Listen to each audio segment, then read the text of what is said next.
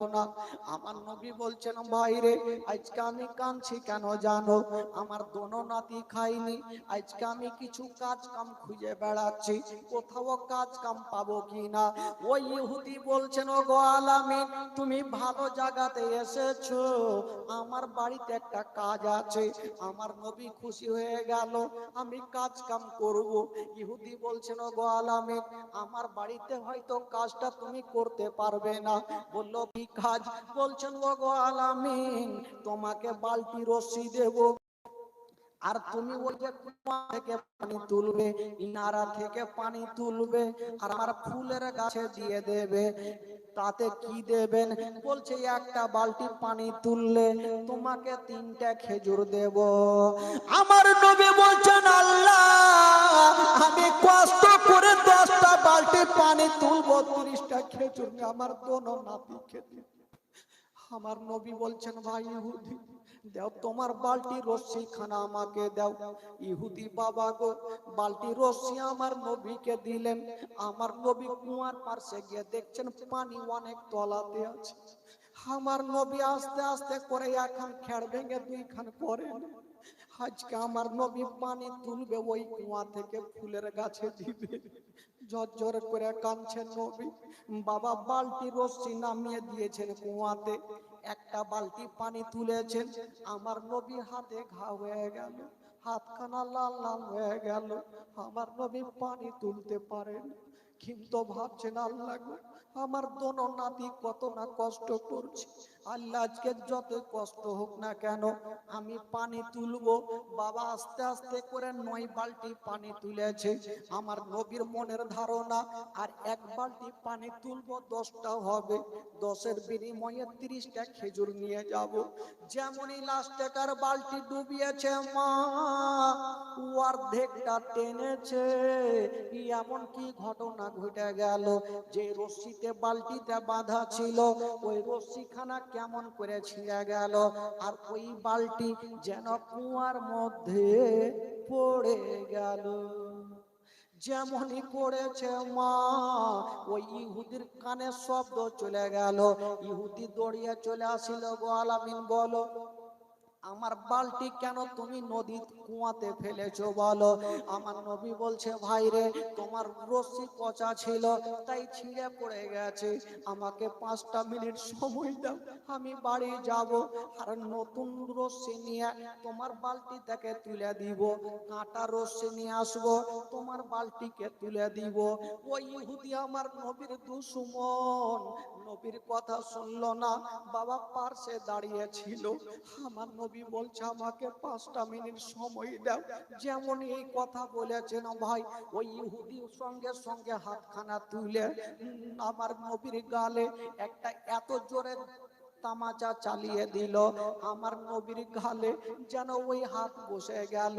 5টা আঙুলের দাগ আমার নবীর সাদা গালে বসে গেছে।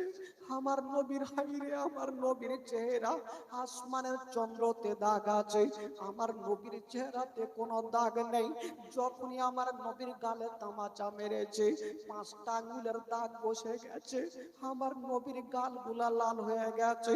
তবে বেরাদারি একটা কথা বলি ভাই, আমি মাওলানা তাফাজ্জুল, যদি কেউ আমার গালে মারে আমি নিজের হাতখানা আমার গালে লাগাবো। কেন লাগাবো? ব্যথা হচ্ছে বলে। কিন্তু আমার নবী কেমন করেছিল, ইহুদি যখনই আমার নবীর গালে তামাচা মেরেছেন, আমার নবী নিজের গালে হাতখানা দিলেন না, ওই ইহুদির হাতখানা ধরে এইভাবে সাহালিয়ে দিচ্ছে আর বলছে ভাই রে, তুমি তো আমার গালে এত জোরে মেরেছো, তোমার হাতে কি ব্যথা হয়েছে? তুমি আমার গালে এত জোরে মেরেছো, বলে তোমার হাতে কি ব্যথা হয়েছে? আমার নবীর এই ধরন দেখে, এই একে ব্যবহারটা দেখে ইহুদি হাউমাউ করে কাঁদতে লাগলো। আমি যাকে চিনি না জানি না, আজকে উনি নিজের গালে হাত না দিয়ে আমার গালখানা হাতখানা সালিয়ে দিচ্ছে, ইনি হবে হয়তো শেষ জামানার নবী। ইহুদি কাঁদতে কাঁদতে বাড়ি পালিয়ে গেল। বাবা গো, আমার নবী 30টা খেজুর হাতে নিয়েছে, এক হাতে খেজুর নিয়েছে আর এক হাতে নিজের হাতখানা গালে লাগিয়েছে। আমার নবী জানে আমি বাড়ি যাব, আমার ছোট্ট বেটি ফাতেমা আমার গালখানা যেন দেখতে না পাই, আমার বেটি যদি দেখে নেয় আমার বেটি হার্ট ফেল করে মারা যাবে।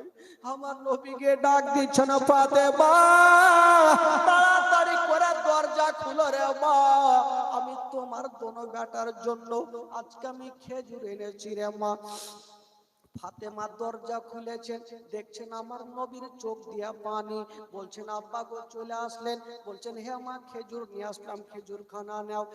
ফাতেমা ভাবছেন আল্লাহ আমার আব্বা একটা হাত নিজের গালে কেন রেখেছে, আব্বা গো আপনি হাত গালে কেন রেখেছেন, আপনি হাতখানা টানেন। আমার নবী বলছেন বেটি রে আমি যদি হাত টেনে নি মা তোমার পা থেকে জমিন সরে যাবে মা, তুমি সহ্য করতে পারবে না। বলছেন আব্বা গো আপনার সব দুঃখের কথা আমি জানি আব্বা, আপনি নামাজ পড়ছিলেন ইহুদিরা আপনার পিঠের ওপরে উটের নাড়ি ভুঁড়ি চাপিয়ে দিয়েছিল, আমি দৌড় দিয়ে গিয়ে উটের নাড়ি ভুঁড়ি নামিয়েছিলাম আব্বা, আপনারা সব কথা জানি, আজকে কেন বলবেন না। বলছেন আব্বা আপনি হাতখানা টানেন। আমার নবী যেমনই হাতখানা টেনেছেন, হাইরে নবী নন্দিনী ফাতেমা বাপের গালে নজর পড়ে গেছে, ফাতেমা ডুবরে ডুবরে কাঁদছে। আব্বা গো কে আপনার গালে এত জোরে মেরেছে, আব্বা 5টা আঙ্গুলের দাগ বসে গেছে আব্বা। সব কথা বলি ভাই, বেটিরা বাপের কষ্ট দেখতে পারবে না, বেটিরা বাপ মাকে সব থেকে বেশি ভালোবাসে। হাইরে ফাতেমা বাপের গালটা দেখে ফাতেমা যেন ডুবরে ডুবরে কাঁদতে লাগলো।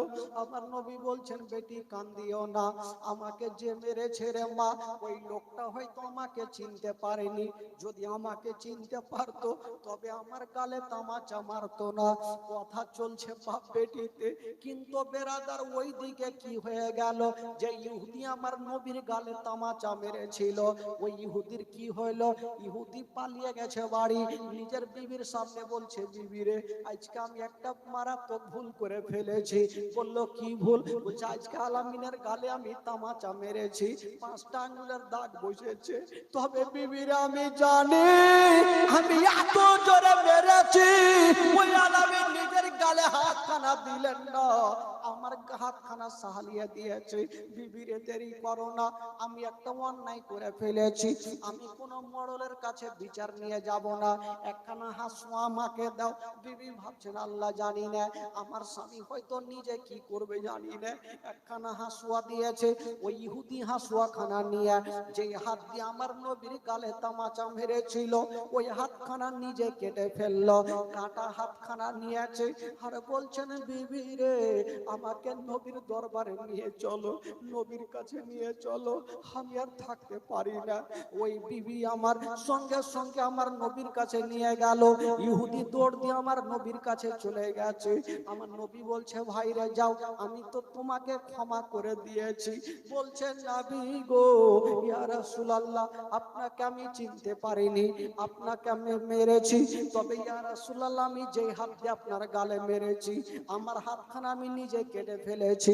আমার নবী বলছে তাহলে আর কি করব, বলছেন ইয়া রাসূলুল্লাহ আমি আর আবু জেহেলের কথা শুনবো না, উতবা সাইবার কথা শুনবো না, ইয়া রাসূলুল্লাহ আপনার কদমকে চুমে আপনি আমাকে আপনার মধুমাখা কলমা শরীফ পড়াইয়া দেন। আমার নবী মুস্তাফা ওই ইহুদিকে কলমা পড়াইয়া দিলেন।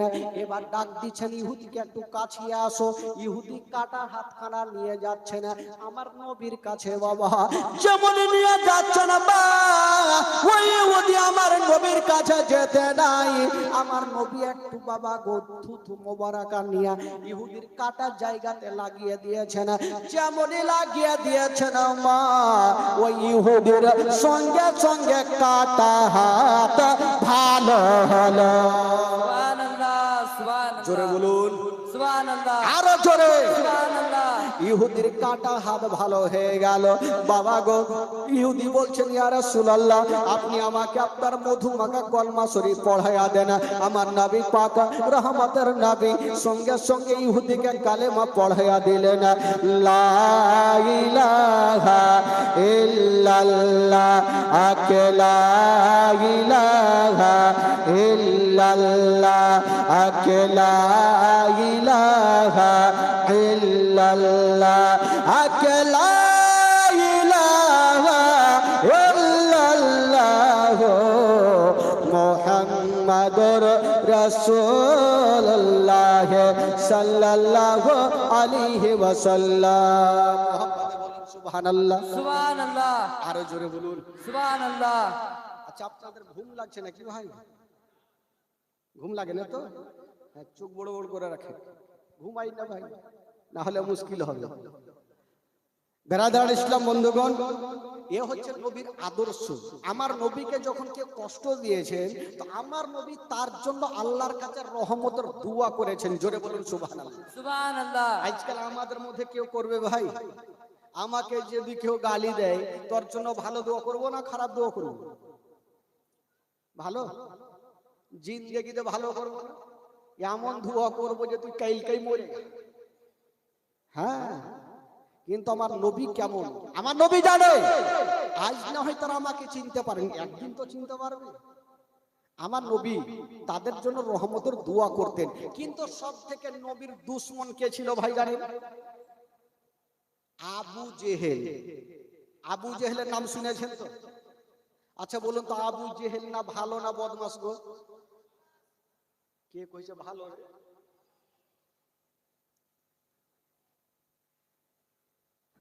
বাচ্চা কাচ্চা তো বলে ভোট দিয়ে দিচ্ছে, দেখে পারবো হইবে। আবু জেহেল ভালো ছিল না ভাই, দুনিয়ার বদমাশ। আপনি দেখেছেন যে কুত্তার দুম জীবনে সোজা হবে?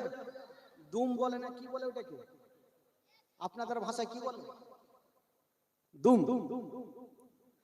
তো কুত্তার দুম সোজা হবে না ভাই, ওকে যত তেল দিয়ে দেয়। একটা মৌলানা সাহেব বলছে যে কুত্তার দুম সোজা করবে 10,000 টাকা, একটা জোলহা ভাবলো বাপরে, কুত্তার দুম সোজা করে যদি 10,000 পাই তো করবো না কেন? একদম বিএনসি বাজার থেকে 2 লিটার তেল দিয়ে লিছে ডালদার, আর নিজের কুত্তাকে গাছের সঙ্গে বাইন্ধেছে টাইট করে। বিবিকে বলছে বিবি তাড়াতাড়ি সোজা করে, মৌলানার কাছে 10,000 নিব। একবার বিবি বলছে, একবার স্বামী বলছে, বিবি বলছে, স্বামী বলছে, সারাদিন বলেছে। সন্ধ্যা হইলো, জোলহা বলছে একবার ছেড়ে দেখো, যেমনই ছাড়ছে তো ঘুর। কুত্তার দম সোজা হবে না ভাই, ওই রকম আবু জেহেল সোজা হয়নি। কেমন করে জানেন? আবু জেহেল একটা ঘটনা শুনলেন, মারাত্মক ঘটনা। আবু জেহেল একদিন জানেন নবীকে মারার জন্য একটা মিটিং করছে, মিটিং, যে নবীকে কি করে মারা যাবে। তো আলোচনা হলে এক কাজ করো, এখানে একটা বিশাল বড় কুয়া খুদো। কুয়া বুঝলেন তো? কুয়া যেটাকে ইনারা বলি, আমরা কুয়া বলি। একটা কুয়া খুদো, নবীকে কুয়াতে ফেলে দিব, না থাকবে বাঁশ, না বাজবে কি বলে বাঁশুরি। রাতারাতি কুয়া হয়ে গেল ভাই, বিশাল বড় কুয়া, নবীকে ফেলবো। আমার আল্লাহ বলছেন, ওরে আবু জেহেল, তুই যতই প্ল্যান কর, তুই আমার নবীকে কুয়াতে ফেলতে পারবি না। আল্লাহ যাকে বাঁচাবে তাকে মারতে কেউ পারবে ভাই? আল্লাহ যার আছে তার কাছে কেউ লাগবে না। তো বিশাল বড় কুয়া খুঁজেছে। আবু জেহেল বলছে শুন, নিজের লোকজনকে ডাকলো, সবাই চলে আসলো, বলে শুন এক কাজ কর, নবী একটা জিনিস ভালোবাসে, যদি শুনতে পাই কে কলমা পড়বে, নবী কিন্তু মাইলের পর মাইল হেঁটে চলে আসবে।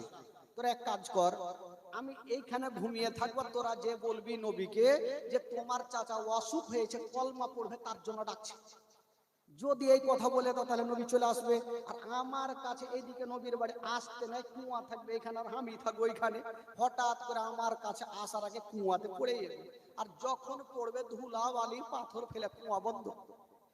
আবু জেহেল বলল, লোকজন বলল ঠিক আছে চিন্তা নাই। তো ভাই কুয়া করেছে, সুন্দর করে ফুল তোল কাঁড়ি ফাড়ি দিয়েছে, হালকা করে, মানুষের ভার নিতে পারবে না।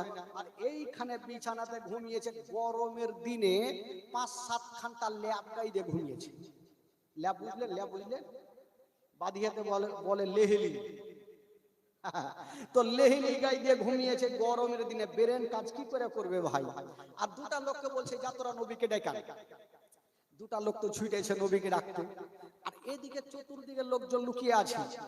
আবু জেহেল বলছে যখনই ধাপাং করে উঠবে, তোরা বলবি নবী পড়ে গেল, তখনই পাথর মারতে শুরু করে। বলে হুজুর চিন্তা নাই। দুটা লোক গিয়ে বলছেন, ওগো আলামিন, বলে কি হলো? বলে আপনার চাচা অসুখ হয়েছে, মরণের আগে তোমার হাতে কলমা পড়তে যে তার জন্য ডাকছে। আমার নবী রাহমাতুল লিল আলামিন, চাচা অসুখ হয়েছে, ঠিক আছে তোমরা চলো, তোমরা খবর দাও আমি আসছি। এরা দুজন তো চলে গেল।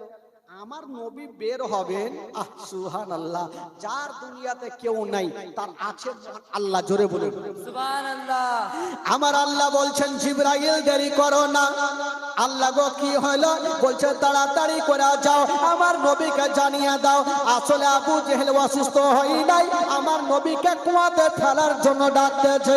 তাড়াতাড়ি জানিয়ে দাও আমার নবী যেন না যায়। সঙ্গে সঙ্গে আল্লাহর ফেরেশতা জিবরাইল চলে আসলেন, আমার নবীকে সালাম জানিয়ে দিলেন, আসসালাতু আসসালামু আলাইকা ইয়া রাসূলুল্লাহ, আসসালাতু আসসালামু আলাইকা ইয়া হাবিবাল্লাহ। নবী বলে ভাই জিবরাইল বলো কি খবর? বলছে নবী গো আপনি যাবেন না, আসলে আপনাকে কুয়াতে ফেলার জন্য ডাকছে, আপনি যাবেন না। এই বলে জিবরাইল চলে গেলেন, নবী থেকে গেলেন যে যাব না, যাবো ফের কুয়াতে ফেলবে। নবী কিন্তু গেলেন না। আর ওই যে দুটা লোক ডাকতে এসেছিল ওরা ছুটে গিয়ে আবু জেহেলকে বলছে ওগো আমার মালিক, নবীকে বলে আসলাম চলে আসছে। এরা পাক করে একদম সন্ধ্যার টাইমে সবাইকে ডাকছে, আবু জেহেল তাড়াতাড়ি কাছে আর একটা মিটিং বাকি আছে, চলে সব চলে আসলো। কি হলো? বুঝে শোন, তোরা যে অন্ধকারে লুকিয়ে থাকবি তো কানটা কিন্তু খাড়া করে রাখবি, চোখটা বন্ধ করিস না। আর যখন দেখবি ধাপাং করে পড়ে গেল, কানে শব্দ যাবে, তোরা কিচ্ছু দেখবি না, মারতে শুরু করবি। আর শোন একটা কথা, যখন তোরা পাথর মারবি তো নবী বাঁচার জন্য বলতে পারে আমি তোমাদের মালিক আছি, মালিক বলে আরো মারবি। এরা বলছে চিন্তা নেই, আগে বলুক তো, ধাপাং করে আসুক শব্দ, তারপরে দেখছি। এই বলে বাবা চতুর্দিকে সব লুকিয়ে আছে। আবু জেহেল বিছানায় শুয়ে আছে, নবী তো আপনার বাড়িতে আছে, কি করে আসবে? আবু জেহেল গরমের দিনে 5-7 ঘন্টা ল্যাব গায়ে দিয়া সহ্য করতে পারলে না। এই বেরাদার বন্ধুরা, রাগের মাথায় আবু জেহেলের ব্রেন কাজ করলো না। আমার আল্লাহ বলছেন ওরে আবু জেহেল যতই চেষ্টা কর আমার নবীকে ফেলতে পারবি না, তোকে আমি আল্লাহ কুয়াতে ফেলবো। আবু জেহেল বাবা রাগের মাথায় উঠছে আর বলছে হারে তোরাকে নবীকে ডাকিস নি। এই কথা বলে যেমন উঠতে যাবে নিজের কুয়াতে নিজে পড়ে গেল। আর যেইভাবে পড়ে যাওয়া ধাপাং করে শব্দ সবারই কানে, ভাবছে হয়তো নবী পড়ে গেছে, চল তাড়াতাড়ি পাথর মার। লাগলো পাথর মার, মারছে মারছে। আবু জেহেল বলছে ছেড়ে দাও আমি তোমাদের মালিক আছি। ই বেটা শিখিয়ে রেখেছে মালিক বলে আরো মারবো, আরো মারছে। একটা লোক মারতে মারতে আবু জেহেলের লোক বলছে হারে মারছি তো ঠিক আছে, আমাদের বিছানা তো আমাদের মালিক নাই, কেন উঠে গেল? চার একটা যেমন জ্বালিয়ে দেখছে কুয়ার দিকে, দেখছে আবু জেহেল টাকলু পড়ে আছে। আবু জেহেল বলছে তাড়াতাড়ি তুলো, নচেত আমার জান গেল। ও তোর জান গেল, তুই নবীকে ফেলতে পারলে তুই খুব খুশি হতি। লোকজন বলছে হুজুর আপনাকে মরতে দি, এখনই রশি নিয়ে আসবো আপনাকে তুলবো। দৌড় দিয়ে গেল, রশি নিয়ে চলে আসলো। যেমনই রশি নামিয়েছে বাবা কুয়াতে, ইয়া খাতের জন্য আবু জেহেল রশি ধরতে পারে না। আবু জেহেল বলল রশি ধরতে পারি না, আবার রশি নিয়ে আবার রশি নিয়ে আসা হইলো, আবার জোর দিয়ে নামালো, আবার এক হাতের জন্য ধরতে পারে না, আবার রশি নিয়ে আসা হইলো, আবার জোর দিয়ে নামালো, আবার এক হাতের জন্য ধরতে পারে না, আবার রশি নিয়ে আসা হইলো, আবার জোর দিয়ে নামালো, এক হাতের জন্য ধরতে পারে না। আমার আল্লাহ বলছেন ওরে আবু জেহেলের লোকেরা, আজকে যদি গোটার মক্কার রশি দিয়া তোমরা জোর দিয়ে নামিয়ে দাও, আমি আল্লাহ আবু জেহেলের হাতে রশি দিব না। সুবহানাল্লাহ। তো আল্লাহ যদি রশি ধরতে না দেয় তো কেউ ধরতে পারবে না? এক হাতের জন্য বেচারা ধরতে পারেন। আবু জেহেল বলছে হারে তোরা রশি নিয়ে আসিস না, খেল করছিস? বলে হুজুর গোটা মক্কার রশি ফিনিশ। আবু জেহেল বলছে আমি বুঝে গেলাম তোমরা কেউ আমাকে তুলতে পারবে না, আমি বুঝে গেছি আমার ভাতিজা হয়তো জাদু করে দিয়েছে, তাড়াতাড়ি কইরা যাও আর আমার ভাতিজাকে ডেকে আনো। লোকজন বলছে হুজুর এখন গিয়ে যদি বলি যে আপনার জন্য কুয়া খুঁজে নিজে পড়েছে, আসবে? বলে ধুর পাগলা, ওইরকম বলিস না। তোরা বলবি ও অন্ধকারে পড়ে গেছে তাই আপনাকে ডাকলো। ঠিক আছে, এরা দুইজন ডাকতে গেল আমার নবীকে। আচ্ছা বলুন তো ভাই, আবু জেহেল কেন পড়েছে আমার নবী জানে কি জানে না? একটু জোরে বলুন, জানে কি জানে না? আরো জোরে। আমার নবী তো সব জানে, কিন্তু এরা দুইজন গিয়ে বলছেন, ওগো আলামিন, দেরি করিয়েন না, তাড়াতাড়ি করে চলেন। আপনার চাচা কি বলে কুয়াতে পড়ে গেছে, মরণের সঙ্গে পাঞ্জা লড়ছে, শেষ পরের মতো আপনার হাতে আপনার কলমা শরীফ পড়ে নিবে। আমার নবী থাকতে পারলেন না, রহমতের দাঁড়িয়াতে উতাল পাতাল করতে লাগলো। আমার নবী চলে যাচ্ছে না, গিয়ে বলছেন চাচা। বললো কি হলো রে বাছা? চাচা এত অন্ধকার কুয়াতে কেমন করে পড়লা? বলছে ভাতিজা, বলতাম আগে আমাকে তুলো, না হলে আমার জান গেল। বলছে চাচা গো, তোমাকে তুলতে পারে, একটা শর্ত আছে। এই আবু জেহেল বলছে টাকা ধান দৌলত যাচাই দিয়ে দেবো, যাতে কলমা পড়তে না, না হলে বরবাদ হয়ে যাবে। বলছে চাচা গো একটা শর্ত আছে। বলছে ভাতিজা শর্ত পরে বলি, আগে তুলো। বলে না, আগে শর্তটা শুনতে হবে। কি বলো? বলছে চাচা গো, তোমাকে তুলতে পারি যদি আপনি আমার মধুমাখা কলমা পড়ে। আবু জেহেল ভাবলো যেটা ভয় করছিলাম সেটাই হইল। এখন যদি বলি পড়ব না, তো ভাতিজা বলবে বেটা তোকে তুলব না। আর ভাতিজা যদি তুলতে না পারে, তবে পৃথিবীর কেউ আমাকে তুলতে পারবে না। আবু জেহেল একটা চালাক লোক, যে ভাতিজা আচ্ছা কথা দিলাম তোমার কলমা পড়বো, আগে তুলো। নবী বলছে পড়বো না, এক্ষুনি পড়তে হইবে। আবু জেহেল বলছে ভাতিজা রে, এত অন্ধকার কুয়াতে কেমন করে পড়বো? কথা দিলাম আগে তুলো, কথা দিলাম গ্যারান্টি পড়বই পড়বো। আমার নবী বুঝা গেলি কুত্তার দুম সোজা হবে না, একে তুইলেই দিই। আমার নবী বলছেন চাচা গো দেরি করবেন না। আমার নবী হচ্ছে রাহমাতাল লিল আলামিন। বাবা গো, আমার নবী বলছেন চাচা গো, আমার নবী কুয়াতে হাতখানা নামিয়েছেন আর বলছেন চাচা গো তাড়াতাড়ি হাতখানা বাড়িয়ে দাও। আবু জেহেল বলছে হাত বাড়াও। বলছে যে গোটা মক্কার রস্সি নিয়ে এসে তুলতে পারলো না, আর ই বেটা বলছে হাত বাড়াও। তার মানে ফের বেটা জাদু করছে। এখন খুইটার বলছে না, যদি বইলে দিত বেটা তোকে তুলবই না। বলছে আগে উঠে যায় তারপরে দেখবো। বাবা গো, আবু জেহেলকে বলছে চাচা হাত বাড়াও। আবু জেহেল হাতখানা বাড়িয়েছে, আমার নবী পাক নিজের হাতখানা কুয়াতে নামিয়ে দিয়েছেন। বাবা আমার আল্লাহ তাআলা আমার নবীর হাতকে লম্বা করে দিয়েছেন। আবু জেহেলের হাতখানা ধরে এমন ভাবে টান দিয়েছেন, বাবা গো টান দেওয়া ছড়া মেরে জমিনে ফেলে দিয়েছেন। গায়ের ধুলাগুলা ঝাড়ছে। আমার নবী তো চলে যাবে, একবার বলে দেখি। বলছেন চাচা। বলো কি হলো রে বাছা? চাচা তুইলে তো দিলাম, এবার কলমা পড়ে এলাও। আবু জেহেল বলছে ভাতিজা পড়তাম, কিন্তু আর পড়া হইবে না। কেন চাচা, তোমাকে তুইলে কি ভুল করলাম? বলে না ভাতিজা, আজকে একটা শিক্ষা আমার হইল। আমি জানতাম তোমার জাদু দুনিয়াতে চলে, আজকে বুঝে গেলাম তোমার জাদু অন্ধকার কুয়াতেও চলে। বেটা মানবে না, যে মানবে না ওকে জীবনে মানাইতে পারবে না ভাই, ও জিন্দেগিতে মানবে না। বলে না যে নামাজ পড়বো না, ইমাম সাহেব রেখেছেন, আপনাকে যদি বলে নামাজ পড়তে হবে আপনি পড়বেন না, আপনাকে লাঠি দিয়ে পড়াইতে পারবে। ভালোবাসা দিয়ে মন খুলে যদি বলার পরে আপনি পড়ে, তাহলে আপনার ব্যাপার। জীবনে জোর করে কাউকে পড়াইতে পারবেন না। একটা মডল সাহেব গ্রামের একটা লোককে ডাকে, ওই লোকটা জীবনে নামাজ পড়ে না, ওই লোকটাকে ডাকে বলে শুন, চলে আসলো। বলে আরে তুই তো নামাজ জীবনে পড়িস না। বলে পড়ে কি হবে? তো মডল সাহেবের একটা মনের ধারণা, এই লোকটাকে টাকার লোভ দেব, টাকার লোভ দেশে সবারই আছে। বলে শুন, আজ থেকে তুই গন্তি করে 40 দিন নামাজ পড়বি, আমি তোকে 10,000 টাকা দেব। মডল সর্দারের ধারণা, এই লোকটা যদি 40 দিন কন্টিনিউ নামাজ পড়ে, অভ্যাসটা লেগে যাবে, আদত লেগে যাবে, ছাড়বে না। আর ওই লোকটা ভাবছে যে বাপরে 40 দিনে যদি 10,000 পাই তো পড়বো না কেন? ই পাক্কা 40 দিন পড়ে চলে এসছে, সর্দারকে বলছে টাকা দে।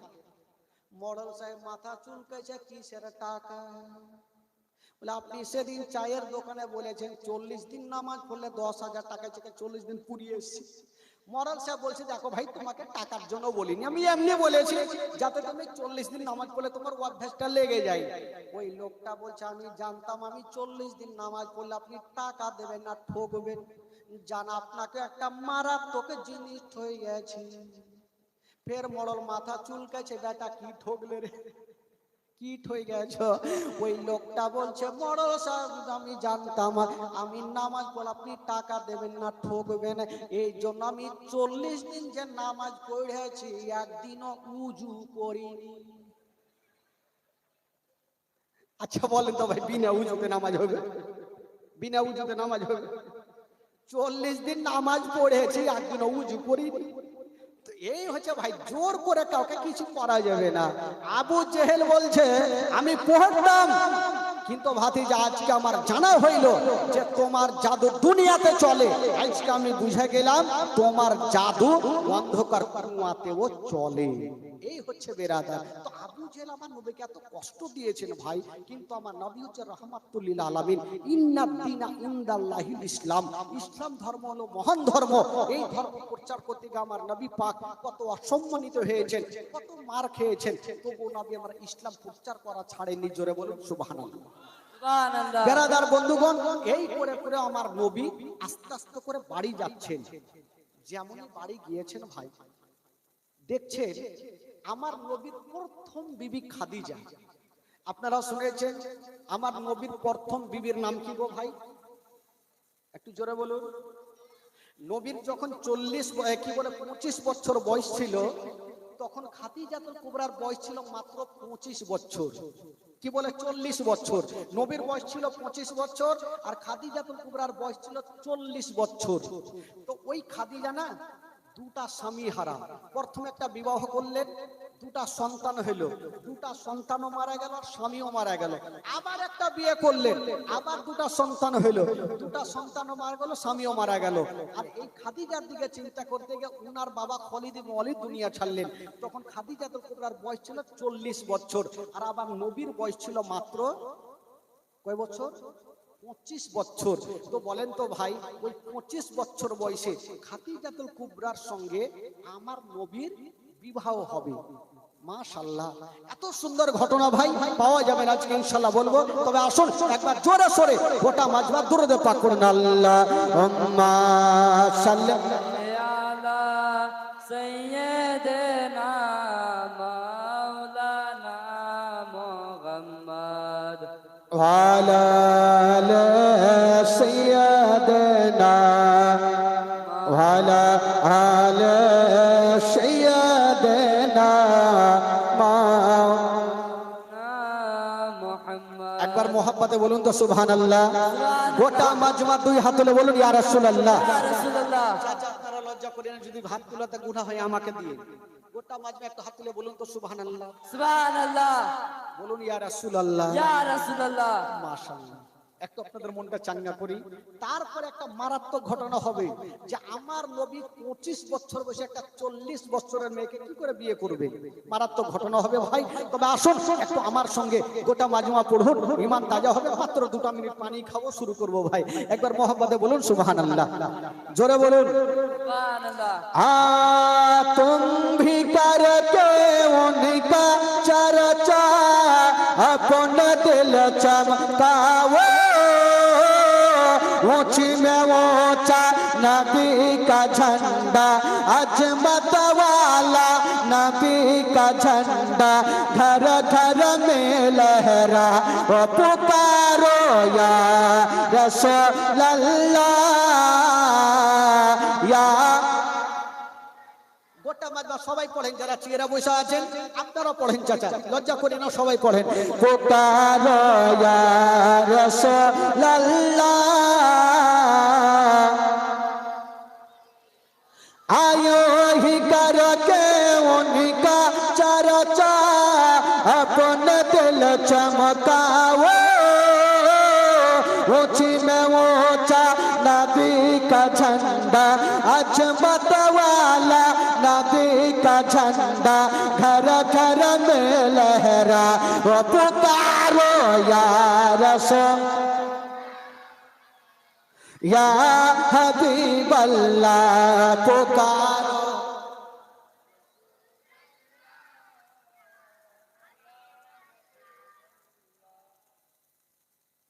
আগে শুনতে যান আপনারা এতগুলো চাচা থাকতে ভাই থাকতে আপনাদের আওয়াজ এরকম কিনা আমি বুঝতে পারছি না। সবারই টাটকা হওয়া দরকার। পাহুল মানের মতো নবীর স্টেজে বসে আছে, দুর্বল হয়ে বসতে হবে না ভাই।